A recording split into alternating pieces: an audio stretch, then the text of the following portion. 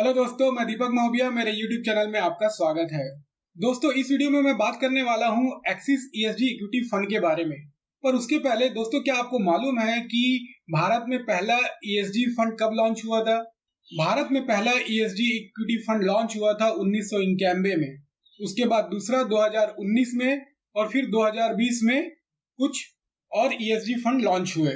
अगर axis ESG equity fund की बात करें तो यह तीसरे नंबर पे आता है। तो आगे बढ़ते हैं और इस फंड के बारे में ज्यादा जानने की कोशिश करते हैं। तो जैसा कि नाम से ही स्पष्ट है, एक्सिस ESG इक्विटी फंड तो कैटेगरी इक्विटी है और इसमें आपको ये समझना होगा कि एक प्रकार से ये सेक्टर स्पेसिफिक फंड जैसा ही बिहेव करता है, तो इसमें रिस्क हाई है। लॉन्च डेट 22 जनवरी 2020 को, मतलब इसी साल यह स्कीम लॉन्च हुआ है। तो अगर 30 नवंबर 2020 तक का एसेट अंडर मैनेजमेंट देखा जाए, एसेट अंडर मैनेजमेंट काफी इंप्रेसिव है। 1903.35 करोड़ रुपए का एसेट अंडर मैनेजमेंट है। वहीं अगर बेंचमार्क की बात करें तो निफ्टी 100 ESG TRI ये बेंचमार्क है। तो आगे चल के, अब इस साल तो छोड़ देते हैं, बट आगे चल के इसी बेंचमार्क से कंपैरिजन करके देखेंगे कि यह फंड कैसे परफॉर्म कर रहा है। अगर फंड मैनेजर की बात करें तो मिस्टर जिनेश गोपानी और मिस्टर हितेश दास, ये दोनों इस फंड को मैनेज कर रहे हैं। एक्सपेंस रेशियो के बारे में भी उतना डिटेल नहीं है, पर हाँ, मैक्सिमम 2.25% तक एक्सपेंस रेशियो हो सकता है। नेट एसेट वैल्यू 22 दिसंबर 2020 को 13 रुपए 17 पैसे रहा। अब अगर रिटर्न कैलकुलेशन की बात करें 22 दिसंबर 2020 को, क्योंकि ये फंड तो इसी साल लॉन्च हुआ है, तो इसमें हिस्टोरिकल रिटर्न के बारे में तो कोई इंफॉर्मेशन मिल नहीं सकता। पर हाँ, 22 दिसंबर 2020 को NAV 13 रुपए 17 पैसे, NFO प्राइस था 10 रुपए, तो 3.17% का रिटर्न अभी इस साल में हम आया है, ऐसा कह सकते हैं। तो ऐसे कंडीशन में दोस्तों आपको ज्यादा ध्यान देना है, चाहे ये स्कीम की बात करें चाहे कोई भी दूसरे स्कीम की बात करें। अगर फंड एज कम है तो आपको देखना है और भी दूसरे फैक्टर, जैसे कि उसको कौन मैनेज कर रहा है, वो फंड हाउस का हिस्ट्री कैसा है, और भी उसके दूसरे स्कीम कैसे परफॉर्म कर रहे हैं, उसके आधार पे ही आपको डिसीजन लेना है। अदरवाइज बेस्ट होता है कि हिस्टोरिकल रिटर्न को कंपेयर करें जब आप फंड सेलेक्ट करते हैं। तो अब यहाँ पे ये इंपॉर्टेंट है, ये जान लेते हैं कि इस फंड का एलोकेशन कौन कौन से सेक्टर में है, कितना है। तो यहाँ पे मैं टॉप 5 जो सेक्टर एलोकेशन है उसके बारे में बताता हूँ।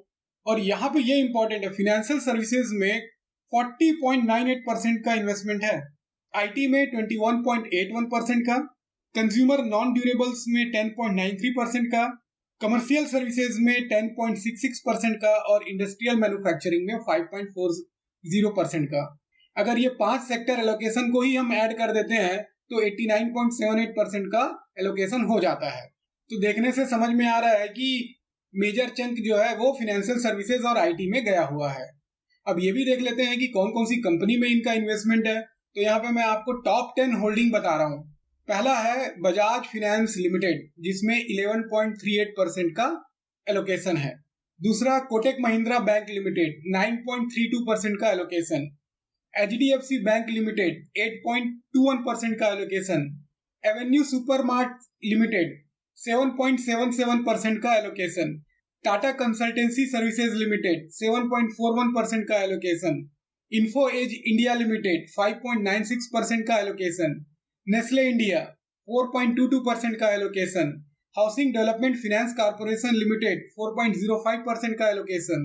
हिंदुस्तान यूनिलीवर लिमिटेड 4.05% का allocation. HDFC life insurance company limited 4.02% का एलोकेशन। तो इन टॉप 10 होल्डिंग में अगर आप देखें तो 66.39% का एलोकेशन तो ये टॉप 10 कंपनियों में ही हो जाता है। इन कंपनियों को याद रखना या इन कंपनियों को जानना आपके लिए इसलिए भी जरूरी है क्योंकि ये सभी ESG स्टॉक्स हैं। ESG, इन्वायरमेंट, सोशल और गवर्नेंस, इन 3 फैक्टर को प्रॉपरली पास करने के बाद में जो कंपनियां सेलेक्ट होके आती हैं वो इस ESG कैटेगरी में होती है। सभी कंपनी ESG कैटेगरी में नहीं हो सकती, इसके लिए क्राइटेरिया बड़ा टफ होता है। और मेरे लिए तो यहाँ पे इंपॉर्टेंट है E और S से ज्यादा G, जो कि गवर्नेंस। तो इसमें वो सब कंपनियां हैं जिनका कॉर्पोरेट गवर्नेंस सही है, प्रॉपर है, कोई इश्यूज नहीं है। मतलब आप जब अपना पैसा लगाते हैं, चाहे आप म्यूचुअल फंड के रास्ते से आप पैसा लगा रहे हो या फिर इन इंडिविजुअल स्टॉक्स को भी खरीद रहे हो, तो अगर आप इंडिविजुअल स्टॉक्स को भी खरीद रहे हो तो आपको इस बात के लिए श्योरिटी हो जाएगी एटलीस्ट 1 साल के लिए कि भाई हाँ, इसमें कोई कॉर्पोरेट गवर्नेंस के इश्यूज नहीं है। तो आपको भले रिटर्न एकदम हाई फाई ना मिले, लेकिन एटलीस्ट एक गारंटी रहेगी कि भाई कंपनी सही परफॉर्म कर रही है और आपको रिटर्न कुछ ना कुछ तो अच्छा देगी ही। तो ये आपको ध्यान में रखना बहुत जरूरी है, क्योंकि मैंने पिछले कुछ वीडियो में आपको ईएसजी फंड के बारे में, ईएसजी स्टॉक्स के बारे में ही जितना ज्यादा हो सके जानकारी देने की कोशिश कर रहा हूँ। जैसे कि मैं आपको 5 ऐसे ईएसजी स्टॉक्स के बारे में ऑलरेडी बता चुका हूँ जो ज्यादा डिविडेंड दे रही है। मैंने S&P BSE 100 ESG इंडेक्स, उसमें कौन कौन से स्टॉक्स हैं उसके बारे में वीडियो बना के आपको बता दिया है। मैंने SBI magnum equity ESG fund के बारे में आपको बता दिया है। तो पिछले कुछ समय से मेरा theme ESG stocks, ESG fund के ऊपर ही है, क्योंकि मुझे मालूम है कि आगे चल के 2021 में ये बड़ा थीम होने वाला है। और एक चीज आपको और समझना है कि जब जो फॉरेन इन्वेस्टर होते हैं, जो फॉरेन इन्वेस्टर इंडिया में जो इन्वेस्ट करते हैं, तो उनके लिए एक क्राइटेरिया हो जाता है कि वो ऐसे कंपनी में इन्वेस्ट करें जहां पे उनको लगे कि कॉर्पोरेट गवर्नेंस प्रॉपर है। भले ही पैसा के लिए वो ई और एस को थोड़ा साइड कर दे, बट उनके लिए इंपॉर्टेंट होता है गवर्नेंस। तो अगर आपको ऑलरेडी पता है कि कुछ कंपनियां हैं जो कि ईएसजी कैटेगरी में आ रही हैं, तो अब 2021 में जब बाहर का पैसा आएगा तो जरूर से इन्हीं स्टॉक्स में पैसा जाएगा, तो इन स्टॉक्स का वैल्यू बढ़ेगा। तो ऑब्वियस है कि जो भी फंड हाउस इन स्टॉक्स को अपने ईएसजी फंड पोर्टफोलियो में रखे होंगे उनको भी फायदा होगा। तो आपको ऐसे 2 तरीके से सोचना पड़ेगा। और मैं तो कहूंगा कि अगर आप म्यूचुअल फंड के रास्ते से नहीं जाना चाहते हैं तो भी आपको ये कोशिश करनी चाहिए कि जो अच्छे ईएसजी स्टॉक्स हैं उसको अपने पोर्टफोलियो में जरूर रखें, तो ताकि कैपिटल एप्रिसिएशन का फायदा आपको अगले साल और आगे आने वाले साल में जरूर मिले। तो यहाँ पे अब कुछ पॉइंट्स है जो नोट करना है। पहला कि परफॉर्मेंस अगेंस्ट बेंचमार्क, तो मैं तो बोलूंगा कि अभी इसका इंडिकेटर जो है वो गुड नहीं हो सकता है, क्योंकि इसी साल ये फंड लॉन्च हुआ है और उसके बाद में अब रिटर्न की बात करें तो 3.17% करीब का रिटर्न हम देख ही रहे हैं। तो अभी इसको अभी रहने देते हैं। हाँ, लेकिन इंपॉर्टेंट है कि इसकी इमेज, तो इसकी image less than a year है, तो आपको ध्यान देना है कि आपको ऐसे फंड में निवेश करना है जहां पे इसकी इमेज 1 साल से कम है, जहां पे कोई दूसरा एक ऑलरेडी फंड इसी कैटेगरी के अवेलेबल है जिसका स्कीम एज अगर आप देखोगे तो वो करीब 29 साल पुराना है। तो एक कंपैरिजन कर सकते हो, बट अदरवाइज अगर आप फंड हाउस को और फंड मैनेजर पे बिलीव करते हो तो डेफिनेटली इस फंड को खरीदने के लिए आगे बढ़ सकते हो।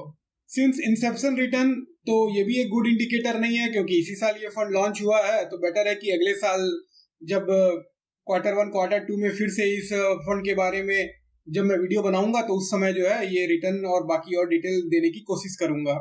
Any big corporate governance issues, तो इस बात को हमें समझना है कि भाई ये ईएसजी फंड है और ईएसजी फंड में वही स्टॉक्स आएंगे जो कि ईएसजी क्राइटेरिया को प्रॉपर फुलफिल करके आ रहे हैं। तो यहाँ पे कॉर्पोरेट गवर्नेंस वाला इशू का क्वेश्चन तो नहीं आना है।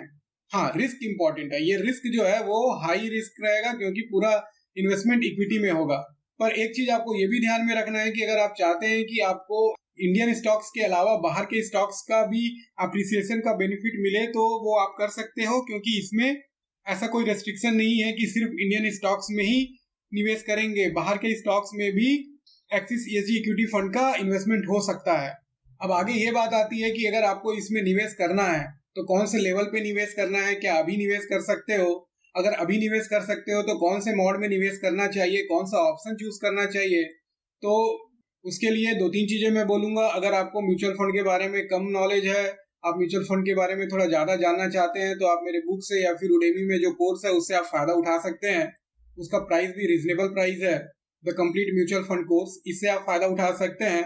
अदरवाइज अगर आप चाहते हैं कि आप सीधा खरीदना चाहते हैं तो मैं आपको सिर्फ यही सलाह दूंगा कि सबसे पहले तो अगर आपको खरीदना है तो एसआईपी मोड में ही आप इस फंड में निवेश करें। एसआईपी के बहुत सारे फायदे हैं, आप धीरे धीरे उसको समझ जाओगे, लेकिन निवेश एसआईपी मोड से करें पहला।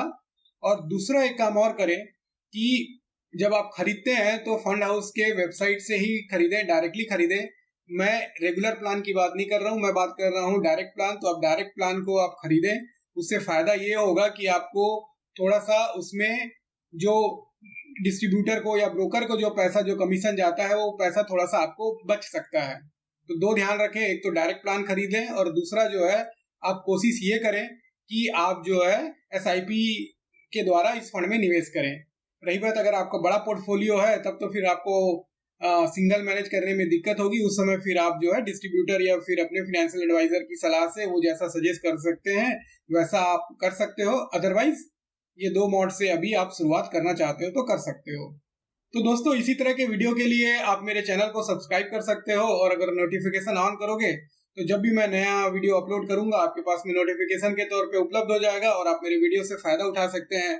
मैं चाहूंगा कि आप मेरे वीडियो को अपने दोस्तों में भी जरूर शेयर करें जो कि म्यूचुअल फंड या स्टॉक में निवेश करते हैं या फिर वो जानना चाहते हैं गवर्नमेंट स्कीम्स के बारे में, पीपीएफ के बारे में, एनपीएस के बारे में, अटल पेंशन योजना के बारे में या फिर स्मॉल सेविंग स्कीम्स के बारे में जानना चाहते हैं या इनकम टैक्स रिलेटेड उनके कोई क्वेरीज हैं।